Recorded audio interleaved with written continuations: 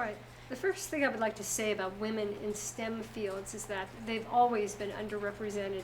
It's the rare woman who is someone like Madame Curie, who's well known for making a scientific discovery, and some of the early computer programmers were female and that sort of thing. But in general, there's several problems with this. And a very major one has been that the educational system traditionally did not support girls in succeeding in math and science, or even present that as a possibility years ago.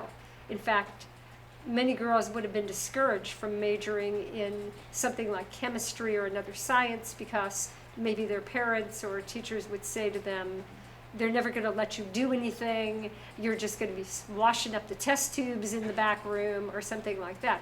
Now, in total contrast with that, we have the movement now to encourage female participation in math, science, and engineering.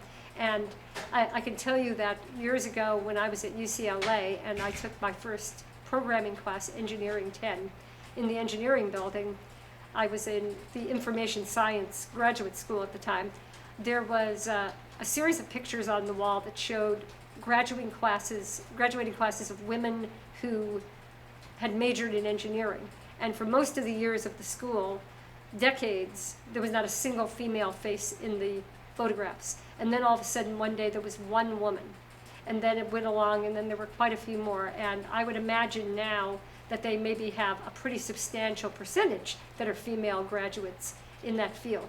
Now, in a place like Clark, because it is a pioneer in the STEM education area, girls are encouraged to participate in everything. There's been clubs for years that have encouraged girls to be doing things with engineering. The robotics team has had many female members, and this year even had a president of the club who was female.